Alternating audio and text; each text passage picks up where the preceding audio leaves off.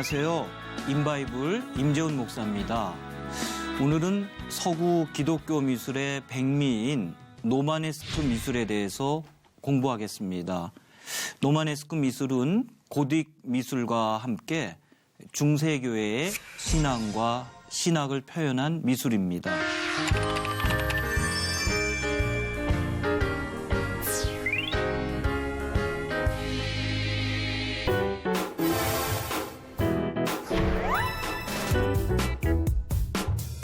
네, 그 노마네스크 교회 건축의 그 구체적인 그 사례들을 우리가 한번 살펴보겠습니다. 그 노마네스크 건축은 유럽의 거의 모든 지역에서 동시다발적으로 발생을 했고요.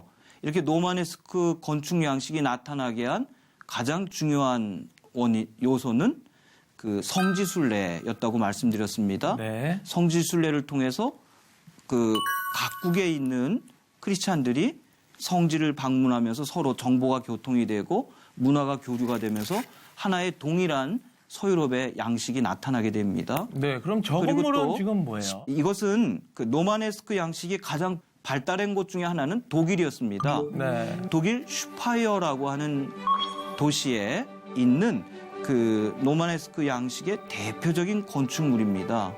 그래서 보시면은 뭐가 느껴지세요? 웅장함이 저는 좀 있어요. 웅장함과 네. 그런 어떤 굉장히 이렇게 정말 블럭가도 같이 네.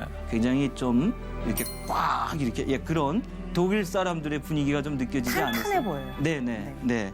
그래서 여기 보시면 이렇게 아치로 된 아케이드들이 있지 않습니까? 네. 또 문도 어떻죠? 아, 반원 아치로 되어 있고 반원형으로 네. 또 창문도 반원형으로 되어 있는 노마네스크 건축 양식이 아주 대표적인 경우입니다. 네. 이건 교회 내부이고요. 네. 이 천장은 교차 궁융 형태로 되어 있습니다. 네. 이것은 이제 교회 뒤편 이쪽 네. 동쪽 지역에서 그 바라본 거죠. 네. 이것은 멋있다. 또 그 라인 강변에 있는 보름스라고 하는 지역, 보름스라고 하는 도시에 있는 독일 노마네스크 양식의 대표적인 교회 건축입니다. 네. 꼭 그린 것 같아. 네. 아까 제가 말씀드린 것처럼 독일 로마네스크의 특징은 그 내진이 동서 양쪽에 있다고 네. 오토 왕조에서 말씀드렸지 않습니까? 네. 여기도 양쪽에 있기 때문에 교회의 출입문은 서쪽에 있지 않고 옆에. 이렇게 옆에 출입문이 있습니다. 네. 그리고 한쪽은 성스러운 영역, 한쪽은 세속의 네. 권력. 네. 예, 그렇게 이것이 바로 독일 로마네스크의 특징입니다. 네. 그 내부의 모습이고요. 독일 노마네스크 양식의 대표적 교회 중에 하나인 보름스에 있는 교회의 모습입니다. 이것은 그 쾰른에 있는 상트 판탈레온이라고 하는 그 교회인데 우리 한국 교회도 이렇게 교회 앞에 두 개의 탑이 있는 이런 교회 우리 한국에서도 볼 수 있죠. 네. 바로 교회 앞에 이렇게 두 개의 탑을 세우는 최초의 시작입니다. 그래서 교회 앞에 그 두 개의 탑을 세우는 것을 그 베스트 베르크 그렇게 부릅니다. 네. 그 베스트라고 하는 말이 서쪽 출입구에 그 두 개의 탑을 세운 이런 교회 건축 양식을 베스트 베르크라고 하는데 바로 독일 쾰른에서 시작이 됩니다. 투탑 양식. 네. 투탑 양식 네. 교회 정면에 이것이 지금 우리 한국 교회의 건축에도 지금까지도 영향을 네. 미친 거죠. 네. 네. 그다음 이걸 보시면은 프랑스 툴루즈에 있는 네. 생세르냉 교회입니다. 네. 네. 그런데 공중에서 쳐다보면은 라틴 십자가 형태로 네. 가로축이 짧고 세로축이 긴 형태로 되어 있습니다. 그 가로축과 세로축이 교차하는 부분에 이곳에다가 이렇게 높다란 탑을 세웠는데 이 탑의 역할은 광탑. 여기 창을 뚫어서 이 창을 통해서 빛이 들어오게 했습니다. 왜냐하면은 이 천장이 돌로 되어 있기 때문에 벽면이 두꺼워서 이 창을 이렇게 그 작게 만들 수밖에 없습니다. 네. 그러다 보니까 여기에다가 광탑을 세워서 광탑을 통해서 빛이 이 교회를 들어와서 그 조명을 밝힐 수 있도록 그렇게 지었습니다. 예, 이쪽 측면에서 바라본 그 프랑스 툴루즈에 있는 아주 대표적인 순례자 교회 그 생세르넨 교회를 이쪽 측면에서 바라봤는데, 근데 이 광탑의 모양이 팔각형으로 되어 있거든요. 네. 우리가 이 교회 모양을 이게 팔각형 형태, 옥타곤 형태로 하는 거 지금 벌써 많이 보고 있죠. 네. 네. 결국 그것은 동방을 뜻합니다. 그 동방을 뜻하는데 더 한 걸음 더 깊이 들어가면 그것은 예루살렘을 의미합니다. 아, 동반 박사. 네, 네. 네. 그래서 그 동방을 상징해서 그것이 팔각형인데, 네. 그러니까 바로 동방, 그러니까 유럽인들은 항상 빛은 동방으로부터 온다고 했습니다. 그래서 광탑의 모양을 팔각. 동방을 상징하는 팔각형 네. 옥타곤의 모양으로 그렇게 지었습니다. 이것은 그 생세르넨 교회 내부인데 초기 노마네스크 양식, 그 원통형 국융 그런 천장을 볼 수가 있습니다. 거대한 돌을 이렇게 원통으로 연결을 했습니다. 그러다 보니까 벽면이 굉장히 두껍죠. 네. 그리고 벽면이 두껍고 창이 작으니까 이 넓은 벽면에다가 여러 가지 성경의 메시지를 담는 그림들을 그렸습니다. 바로 이와 같은 건축 공법과 공학 원리에 의해서 이렇게 교회를 건축하였던 것입니다. 자, 이 교회는 영국 노마네스크 교회 건축을 대표하는 교회입니다. 더램 교회라고 합니다. 좀 분위기가 다르죠? 네. 독일과 프랑스 또 영국. 당시 그 스칸디나비아족의 그 노르만인들이 영국을 결국 정복을 하죠. 네. 그러면서 그곳에 있었던 앵글로색슨족을 압제하면서 노르만 왕국을 건설하게 되는데, 바로 이 노르만인들이 대륙의 노마네스크 양식을 영국에 가지고 와서 영국에 도입을 해서 소개를 합니다. 네. 그래서 영국 사람들은 노마네스크 양식을 노르만 양식이라 그렇게 부르기도 합니다. 노르만 정복자의 이미지가 여기 들어있기 때문에 그런 분위기가 느껴지세요? 네. 영국 노마네스크의 대표적인 교회인 더램 교회이고요. 그 내부입니다. 이게 육중한, 견고한, 이런 모양으로 이렇게 되어 있고요. 자, 이거 아주 유명한 교회입니다.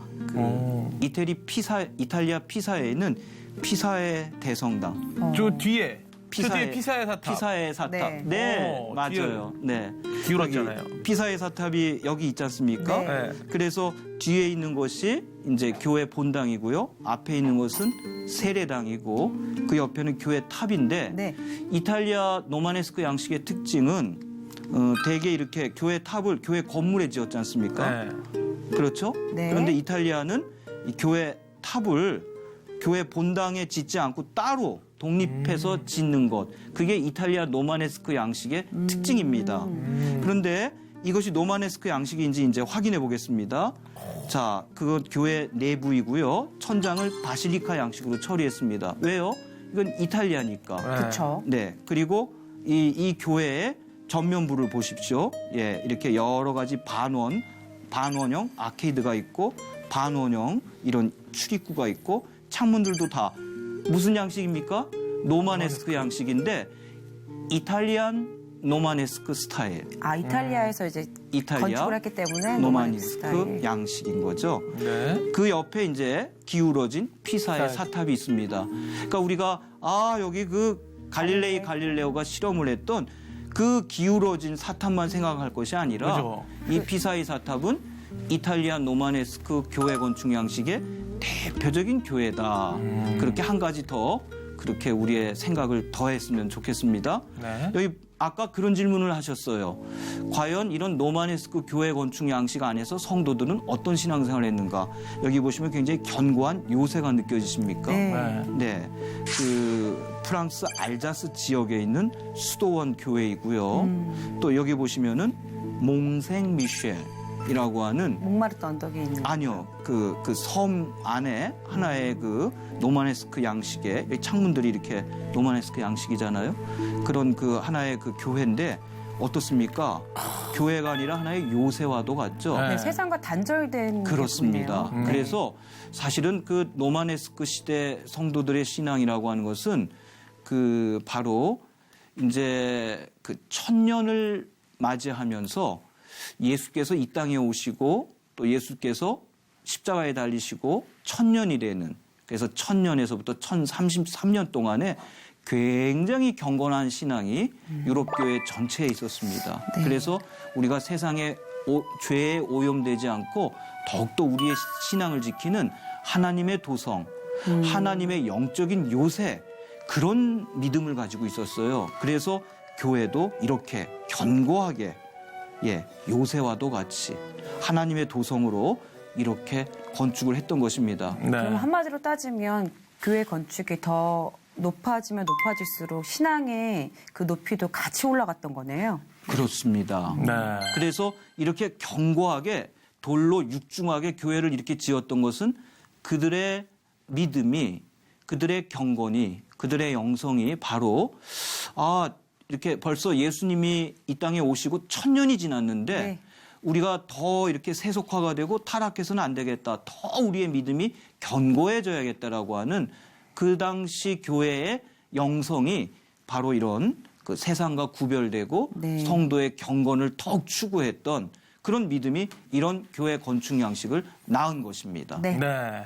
네, 이 교회는 프랑스 남부 아를이라고 하는 곳에 생트로핌 교회입니다. 아를 그러면은 그 반고흐가 이 지역에 있었던 걸로 유명한 그런 지역이죠. 네. 고은의 동네구나. 네. 그런데 이 아주 그 전형적인 마을에 있는 조그만한 노마네스크 양식의 교회입니다. 네. 이 교회에 들어가는 문이 하나죠. 네. 네. 근데 우리가 보통 알고 있는 파리 노틀담 사원이지 않습니까? 네. 여기는 교회 들어가는 그 출입구가 몇 개입니까? 3개. 이거는 그만큼 건축 공법이나 공학 기술도 발전했고 또 그만큼 이렇게 더 대규모로 화려하게 만들 수 있는 경제적인 그런 뒷받침도 되었다고 하는 뜻합니다. 네. 고딕 시대에 지어진 대성당들은 이렇게 출입구가 3개입니다. 네. 그런데 반면에 그 노마네스크 시대에 지어진 교회들은 겉에서 보면 이렇게 대개가 소박한 모습을 갖고 있고요. 그리고 출입구가 하나입니다. 그 대개 그 예배당에 들어가는 그 출입문, 그 예배당에 들어가는 출입문 앞에서 이 예배당에 들어가기 전에, 교회에 들어가기 전에 신자들이 자신의 마음을 준비하고 또 그러면서 그 은혜 받기 위해서 기도하는 마음으로 이 교회 입구에 있는 바로 그 정문 위에 있는 이 부분을 그 팀파늄이라고 하거든요. 네. 또 팀파늄에 새겨진 이 조각들을 바라보면서 자신들의 마음을 가다듬었던 것입니다. 네. 그래서 그 노마네스크 조각과 그림들은 대개 이렇게 교회 건축과 결합되어 있습니다. 한마디로 말해서 건축에 조각과 회화가 종속되어 있습니다. 네. 그래서 교회 건축의 일부분으로서, 교회 건축물의 한 부분으로서 예를 들자면은 교회에 들어가는 그 출입문의 그 위에 있는 이 둥근 원형 부분에 팀파늄 부분에 조각을 새겨 넣는다든지, 아니면 교회 안에 있는 기둥의 그 기둥 위에 있는 그 주두의 조각들이라든지, 그런 식으로 그 조각과 회화가 건축과 분리되어 있는 것이 아니라 조각과 회화가 하나. 건축과 결합되어 있는 형태로 네. 노마네스크 시대는 그렇게 조각과 회화가 전개가 되었습니다. 반면에 고딕 시대에 가서는 이제 그 천장이 얇아지고 또 벽면이 얇아지면서 창문이 굉장히 커집니다. 네. 그러다 보니까 더 이상 벽면에 벽화를 그릴 수가 없습니다. 그래서 이제 그때부터 나온 것이 그 교회 앞에 나무 판넬로 된 제단화가 시작이 됩니다. 그래서 고딕 시대 때 제단화가 시작이 됐다고 하는 것은 드디어 건축으로부터 회화가 독립하기 시작했다고 하는 것을 의미합니다. 그리고 이제 르네상스 시대에 와서는 회화와 조각이 건축으로부터 완전히 독립합니다. 그러나 이 노마네스크 시대까지는 우리가 보통 그림과 조각이라고 하는 것이 다 건축과 결합되어 있었고 엄밀하게 표현하면은 건축에 종속되어 있었던 것입니다. 네. 한 가지만 더 말씀을 드리자면은 그 고딕 시대 때 이제 드디어 그 벽면이 얇아지고 창이 많아지니까 그 창을 스테인드 글라스로 다 채웠지 않습니까? 네. 네. 그러면서 이제 벽면에 그리던 그 성화들을 이제는 나무 판넬로 된 재단화에 그립니다. 그런데 그 재단화가 사실은 오늘날 그 화가들이 그리는 이젤화 있지 않습니까? 아, 네. 네. 예, 그 나무에다. 이젤화의 시작이 바로 고딕 대성당 시대 때 그 나무로 된 그 재단화. 그래서 이 앞에 나무판을 세워놓고 거기에 그림을 그리는 거죠. 네. 그러다가 이제 나무판이 아닌 캠퍼스로 바뀌게 되고 그곳에 그림을 그리는 오늘날의 그 이젤화의 시작이 바로 고딕 시대의 재단화였던 것입니다. 네. 네, 이렇게 철저하게 건축에 종속되어 있는 조각을 볼 수 있습니다. 요 팀파늄 안에 있는 조각의 내용을 좀 더 자세히 살펴봅니다. 그 여기 예수 그리스도께서 후왕에 둘러싸여 있으신데 한쪽에는 성경책을 네. 들고 있고요. 한쪽에는 생명책을 들고 있고요. 또 오른쪽 손은 우리 범균 형제님. 이거 무슨 뜻이라고 그랬죠? 승리. 지난주에 우리가 공부했잖아요. 축복을 기원하는. 예, 그리스도께서 우리를 향해서 축복을 기원하는 것이고 이 네 명의 복음서 기자가 그리스도를 애워싸고 있습니다. 네. 물론 이제 예수 그리스도에 대해서 예언한 구약의 예언자들 또 신약의 사도들의 많은 증거가 있었습니다만 성경 말씀 중에서도 이 사복음서가 바로 예수님 자신을 증거했다 그래서 이 사복음서를 강조하고 있는 거죠. 네. 그래서 여기 보면은 마태, 마가, 누가, 요한. 그래서 마태는 그 천사의 모습, 네. 사람의 모습을 하고 있고요. 여기 마가는 사자. 사자복음. 네. 그 다음에 이 양인가? 소입니다. 소. 누가는 소. 그리고 요한복음은 새. 독수리의 모양. 독수리. 그래서 각각 이 천사와 사자와 소와 독수리는 각각 마태, 마가, 누가, 요한을 뜻합니다. 그래서 이 네 개의 생물은 에스겔서와 요한계시록에서 왔거든요. 네. 네. 네. 그런데 이 네 권의 복음서에 대해서 또 우리가 이렇게 이해할 수 있습니다. 사람의 아들로 태어나신 그리스도께서 사자와도 같이 네. 거침없이 말씀을 증거하시다가 네. 황소와도 같이 우리를 위해서 희생제물로 피 흘려 돌아가시고 그리고 마침내 독수리와도 같이 부활하셔서 승천하셨다. 아.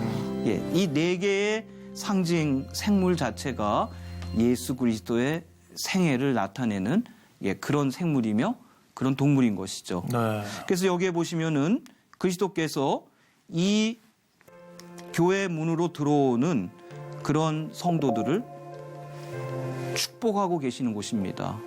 그리고 이 교회 문 안으로 들어오면은 바로 이 교회 문 안으로 이 조각상을 보면서 교회 문 위에 팀판 위에 세워진 이 부조 조각을 보면서 교회에 들어온 이들이 이 교회 안에 들어와서 추구하고 기도하고 사모해야 될 것이 무엇입니까? 바로 복음서들이 증거하고 있는 예수 그리스도 자신이죠. 네. 예, 마태, 마가, 누가, 요한이 증거하는 예수 그리스도를 예배하는 곳. 그게 네. 뭐예요?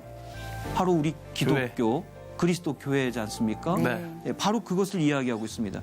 이 교회에 들어오거든 우리를 축복하시는 우리의 이름이 이 생명책에 기록이 되어 있고 우리를 축복하시는 이 예수 그리스도를 만나고 예수 그리스도의 말씀을 듣고 또 예수 그리스도와의 만남을 통해서 새 힘을 얻는 그런 역사가 있기를 바라는 우리 신앙인의 소망을 이렇게 교회 입구에 네. 이런 조각으로 표현한 것입니다. 이 교회는 그 프랑스 오탱이라고 하는 곳에 있는 생 나자르 교회입니다. 네. 네. 그러니까 우리 그 성경에 나오는 나사로 있지 않습니까? 네. 예, 그걸 이제 불란서식으로 읽은 건데 오땡이라고 하는 곳에 있는 생 나자르 교회 역시 출입문 위에 팀파늄 위에 새겨져 있는 부조 조각입니다. 네. 네. 여기 보시면은 네, 가운데 계시는 분이 역시 그리스도세요. 네. 네. 여기 이제 사람들, 이제 네. 죽은 이들이 마지막 때 심판 때 깨어나는 모습입니다. 아. 그래서 그리스도께서 심판자로서 네. 그 산자나 죽은 자나 깨어나는 이들을 지금 심판하는 심판자 그리스도의 모습으로 묘사되어 있습니다. 네, 그런데 이 예수 그리스도의 오른쪽은 구원받은 영혼들입니다. 네. 그리고 왼쪽은 지옥에 들어가게 될 영혼입니다. 네. 그래서 그리스도의 오른쪽과 왼쪽으로 천국과 지옥을 이렇게 대조하고 있습니다. 그리고 이 네 귀퉁이에 천사가 나팔을 부는 모습이 조각되어 있죠. 그러네요. 천사가 네. 그 마지막 때 나팔 불 때 산자와 죽은 영혼들이 다 깨어나지 않습니까? 네. 또 여기에는 산자와 죽은 자들이 이제 마침내 심판자 그리스도 앞에서 심판을 받게 되는 바로 그 장면을 묘사한 것입니다. 근데 여러분 여기 그 예수님의 모습이 어떠세요? 슬퍼 보여요. 아닌가요? 네. 저는 그냥 온화해 보이세요, 오히려. 아니 아니, 그 고심이 많아 보이실 것 같잖아요? 두 분이 말씀하시는 그런 면도 있고요. 네. 네. 굉장히 추상적이지 않습니까? 네. 어떤 현실적인 네. 그런 모습을 하고 있지 않고 현대 미술에 가깝다고 할 정도의 형상으로 좀 보이는데. 네, 그런 모습을 네. 하고 있지 않습니까? 그건 네. 왜 그러냐면은 마지막 심판 때 우리를 심판하실 심판의 그리스도는 우리가 이제까지 알고 있었던 그런 그리스도가 아니라 네. 완전히 우리와는 다른 아. 그런 심판자로서의 그리스도의 어떤 영적인 권위와 심판자의 그 권능 네. 그걸 표현하기 위해서 뭔가 이렇게 어떤 자연주의적인 또 사실주의적인 모습의 묘사가 아니라 추상 미술에 가까운 이런 모습으로 그리스도를 표현한 것입니다. 어찌보면 손발이 엄청 길어 보이네요, 진짜. 네, 네. 네, 그렇죠. 그러네요. 네. 오늘 좀 느낀 것을 한번 좀 얘기를 해주셨으면 좋겠습니다. 저는요, 정말 예전에 그 믿음 생활을 본받아야 되겠다. 지금 믿음 생활 갖고는 저렇게 할 수 없다. 그리고 그때 믿음 생활 하셨던 분들이 다음 세대를 위해서 저렇게 아름답게 작품으로나 건물로나 아니면 그림으로 우리에게 남겨줬다는 것 자체가 너무 감사한 일이지 않은가 이런 생각을 했습니다. 네. 네. 우리 형제님. 저 같은 경우에는 저거를 이제 교회를 만들 때 믿음을 쌓았다라는 표현을 하고 싶어요. 이게 교회를 만들 때 그냥 예술로 만든 게 아니라 믿음으로 나온 교회다. 드디어 우리 범균 형제님이 드디어 네. 믿음 생활을 착실하게 하고 있네요. 좋습니다. 네, 네, 아름답네요.